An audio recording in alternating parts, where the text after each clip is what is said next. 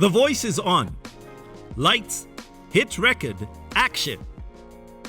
Time to see another side to the voice of one of Africa's biggest voiceover artists that has dominated the world of ads and voiceovers for over 2 decades. Like Hollywood's voice of God, Morgan Freeman, Chilu Lemba's voice exhibits unique, soothing velvet command. From powerful partnerships come powerful results. Partner with Cliff Decker Hofmeyer, the M&A deal-making law firm that has gone the distance for 9 years in a row. It takes a lot of discipline to find your voice, stick to it, and make it work. In a world that is highly competitive and has lots of gold rush ever so often. Being exclusive, he echoes the fact that, like no two lives are the same, no two voices are for the same audience or client. Managing a radio station at the age of 22 isn't something you hear about every day. One must exert attitude that shows focus and vision. His widespread range has got some of the biggest brands to work with him. His CV displays his array from Coca-Cola, DSTV, Huawei, Atlas Mara, Samsung and Toto, which all started, and not in that order, but from a small recording booth with one mic to a filled-up stadium at the 2013 Orange Africa Cup of Nations opening ceremony, and not forgetting the CNN MultiChoice Africa Journalist of the Year Awards. The list is ongoing as his selling factor goes beyond being a voiceover artist.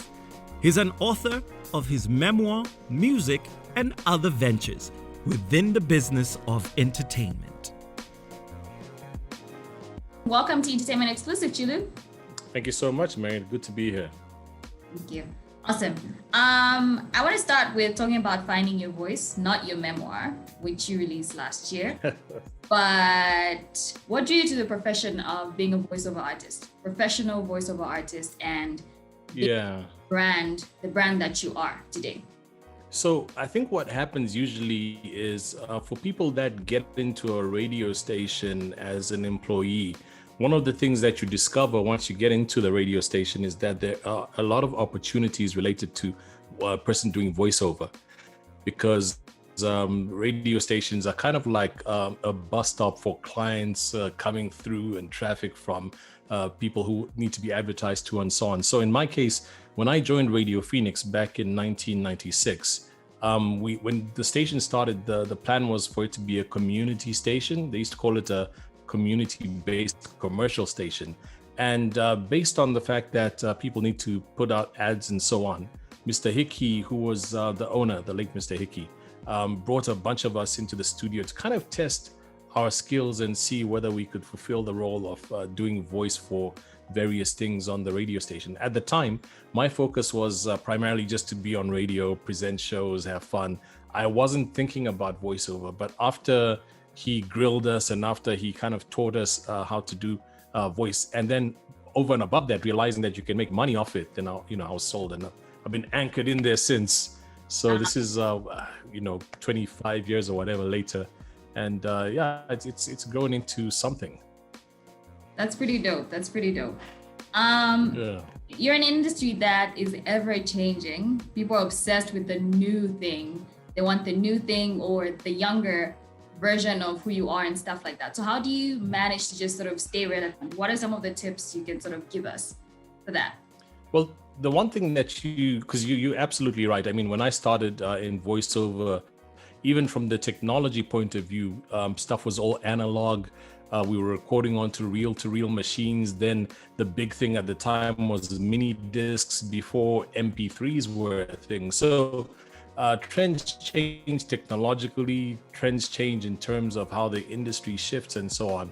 And I think the one thing that people need to do just to kind of keep relevant or to keep at the forefront of it is to get as much knowledge as possible. So it could be attending conferences. And it's even easier now because of the internet. You can just kind of binge on YouTube videos with whichever field. So if you're in voiceover, for example, I know the industry broadcasts, for example, online every Monday from the US, there's a thing called the Voiceover Body Shop.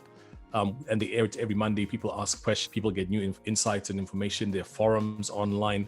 So the more knowledge you get, the more you kind of future-proof yourself, because not only are you improving your own skills, but then you can also have an eye on if a trend is coming that's a potential threat to your industry, and then you can kind of have your thinking cap on as to how you can buffer yourself should that be a threat. So that's my advice. I think just kind of get as much knowledge as you can. Don't just live in the moment and think my job, for example, if I'm a voiceover artist, my job is to service this channel and that brand and that brand, and that's it. No, your mind always has to keep active so that you're kind of in a safe space should anything happen.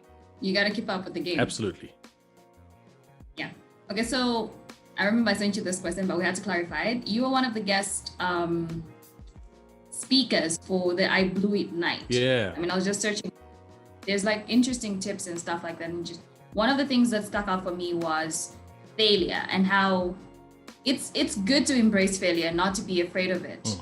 So how can we now just sort of learn from it, like get the lessons from failure and not think like, okay, I messed up and then this is just who I am. So how do people now take that failure and pick up lessons from it? How would you interpret that for us? The thing with humans is usually we kind of look at the here and now. So you look at Mary where she is right now and think, that's her whole story. And you won't see that underneath that there's been a journey. People look at me and think like, what they see now is the beginning and the end of it all. But it's not. There are a lot of failures, as you mentioned, which help us to kind of be alert and to carve a better way when we, make better moves in life. I mean, Joe Biden, president-elect in the US, that's his third attempt at the office, and people kind of see the here and now and don't see what's before. So I think it's important to embrace failure, but also to have an acknowledgement that every journey in life, even if it's not specifically to do with failure, every opportunity that you have is an opportunity for you to learn something. So for instance, if I look at my life, there was a time when during the time I was in college in South Africa, I was on the other side of it. In the evening, I was a waiter at a restaurant, at a spur restaurant, which is weird for people, especially back in Zambia, because, by the time I came to study in SA, I was already, quote unquote, a household name. So for me to do that waiter story felt like, I'm doing something that's taking me steps back. But when I analyze that whole experience, there's so much that I learned from being in that position, which I wouldn't have learned otherwise. So my thing is that whatever situation you find yourself in, regardless of where you are in life, sometimes you just have to kind of step back for a second and then start identifying what the lessons are to kind of push you into a better space. And so that's kind of my feel on, failure, getting up, dusting yourself off. That's what I think. Thank you for that. So how long did you do this waiter job for? About a year, 6 months. By the time I was done, I was a senior waiter. You know what I mean? When I started, I was a rookie. Okay. So yeah, no, I did it for a while. I mean, it's not glamorous. It was really, and when I did it initially, I kind of tried to find a restaurant where there aren't too many Zambians. You know what I mean? Because like that's there weren't these tabloids that you have online now, but I didn't want to go that route. But it's nothing to be ashamed of. I mean, I remember back in the day, there's famous Zambian singer, and I won't mention which country he's based in, because then people start, he's talking about that guy. But the thing is, we heard a story that the gentleman who back home was famous and well loved, and music videos were showing on TV, and there was a rumor that he was doubling as a cab driver where he was.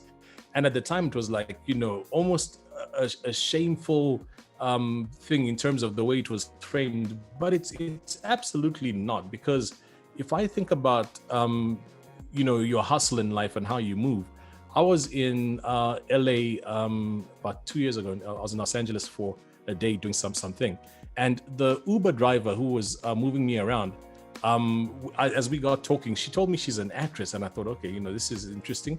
And once the Uber ride was done and I searched, I mean, she's done amazing things. She's like a real hardcore actress, but at the same time, she's doing Uber, and it's all good, So people should stop that whole framing things like I am this and I cannot do that, because what you're doing is just blocking progress. That's my stance about that. I think so We'll stay away from certain jobs thinking that maybe they're beneath us or whatever. And that's absolutely not the way to go. So yeah, that's my 2 cents worth. Thank you for that. Okay. Have you ever done a voiceover that you didn't like? Do you have any of those? All the time. Probably yesterday was the most recent. Can you tell us about it? Okay, why didn't you? Well, so I got, obviously, because there are brands involved, so I can't say. But I mean, the thing is, with the job that we do, we are meant to make stuff sound magical. So sometimes you'll find, somebody will send you a script which might not have a convincing message. But then when you kind of break it down and realize what you need to do in order to present it to the audience on radio or whatever, you'll do the tricks that will make it happen, So it's not like I think every ad that I do is amazing. In fact, maybe, I don't know, 60% are amazing. But there are a bunch which are, you do it and then you kind of know that, okay, this will be on radio for 2 weeks. So, it's good. It will disappear after a while. And it is what it is. So it could be to do with the way that the cell is presented. It could be to do with the way the grammar is structured.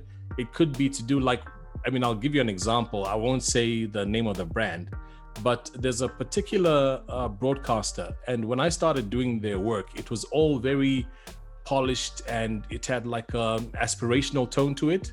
Mm-hmm. But then over time, obviously because of research and whatever they're doing, they've changed the focus, and it's very it's not polished at the moment, and that's what they want to push the brand as. And so in doing so, I was telling the guy who actually I work with from the brand that you guys might rethink the voice that you use for this brand, because as your brand grows into that direction, there's a mismatch with it's a real conversation, in the end of the day, contract, but it's not to do with me. It's to do with the fact that the sometimes when your brand represents something, and then once this starts becoming a mismatch, you need to do a brand audit and think, okay, is Mr. Suave, sophisticated sounding brand still our guy? You know what I mean? Whereas we want give us type delivery. You know what I mean?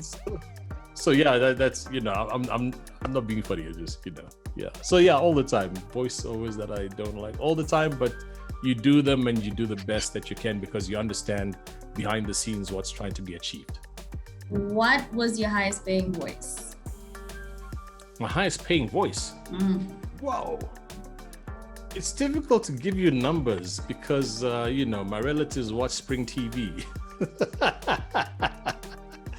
Let me put it this way. Like, oh yeah, that was pretty good. I got some good money on that.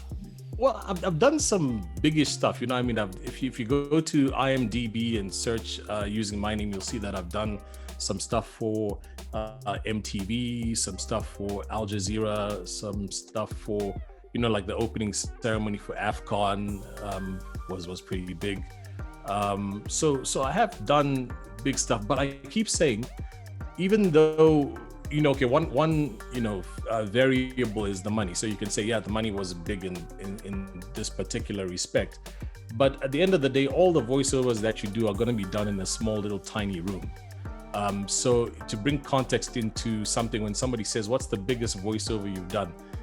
Regardless of, where it reached, regardless of how many channels it went on, it was done in a small tiny room. And that helps you to frame the fact that, you're not bigger than anything. All these voiceovers are done. AFCON, it'll be in a big stadium, thousands of people across the continent, but it was recorded in a small little room in Midrand in Johannesburg. So, that's me escaping from talking money. Very smart. You gotta keep it under. But we do want to know. Yeah. Okay. One day. One day. Have you ever done a voice for Hollywood? Do you want to do it? Would you like to do it? Not really. and might sound weird, but here's my not really. In 2017, I attended a thing in Atlanta. It's called VO Atlanta. It's a voiceover conference, and you get to meet and to interact with voiceover artists from across the US and whoever else comes from overseas. And what I discovered, among the many things, is that in terms of the money that you get, it's more or less the same, whether you're in the US or whether you're in South Africa. The rate card sometimes actually in South Africa favors people who do stuff here. The rates are a bit maybe more expensive than over there. So in terms of financial opportunity, not necessarily. In terms of something for the CV or whatever, like a bucket list item, possibly, but I'm not shifting my life to pursue that. You know what I mean? Because if you want to pursue voiceovers in animation, and there's a lot of opportunity in Hollywood for such, then you really have to think, okay, I'm gonna uproot myself from where I am and go to where those opportunities are. But is it worth it? I mean, I'm 45 now, so and I'm good, in terms of the opportunities. Sorry? I'm saying life began for you like 5 years ago.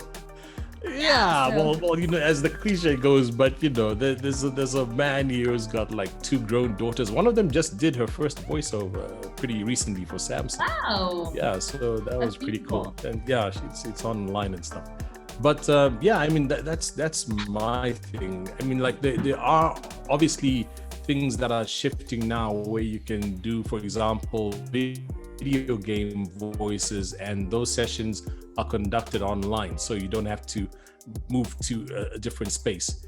And so potentially you could do such stuff, but it also just depends on what you're looking for and what's driving you at the moment. And at the moment it's not on my radar at all, so I'm good presently. Okay, thank you so much for coming through. Pleasure.